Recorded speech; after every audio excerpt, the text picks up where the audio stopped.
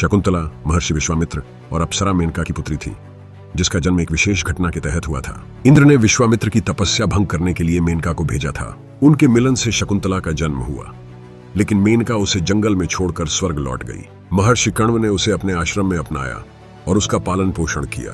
कण्वराशि के आश्रम में पली बढ़ी शकुंतला अद्वितीय सुंदरता और संस्कारों से संपन्न हो गई थी। एक दिन राजा दुष्यंत, जो हस्तिनापुर के प्रतापी शासक थे, शिकार करते हुए कण्व ऋषि के आश्रम पहुंचे। वहां उन्होंने सुंदर शकुंतला को देखा और उससे प्रेम कर बैठे। शकुंतला भी दुष्यंत के गुणों और रूप से प्रभावित हो गई। दोनों के बीच प्रेम का अंकुर फूटा और उन्होंने गंधर्व विवाह किया। विवाह के समय दुष्यंत ने शकुंतला को एक अंगूठी दी और वचन दिया कि वह उसे जल्द ही अपने राजमहल में ले जाएगा। एक दिन महर्षि दुर्वासा, जो अपने क्रोध के लिए प्रसिद्ध थे, कण्व ऋषि के आश्रम में आए। शकुंतला दुष्यंत के प्रेम में खोई होने के कारण दुर्वासा का उचित सत्कार नहीं कर सकी।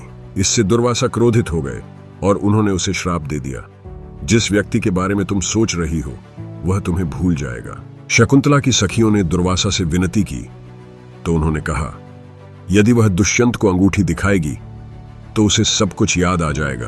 कुछ समय बाद महर्षि कण्व ने शकुंतला को दुष्यंत के पास भेजने का निर्णय लिया।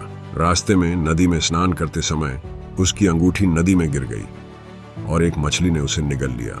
जब शकुंतला दुष्यंत के महल पहुंची तो वह दुर्वासा के श्राप के कारण उसे पहचान नहीं पाया। दुखी शकुंतला आश्रम लौट आई, जहां उसने एक पुत्र भरत को जन्म दिया।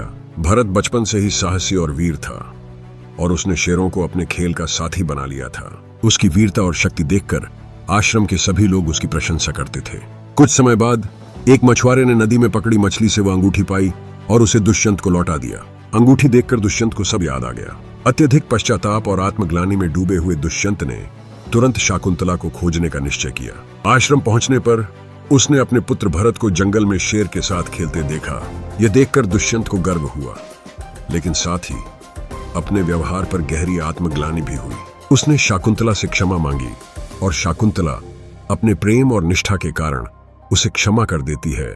दुष्यंत, शकुंतला और भरत को वापस अपने राजमहल ले जाते हैं, जहां शकुंतला को रानी का दर्जा मिलता है।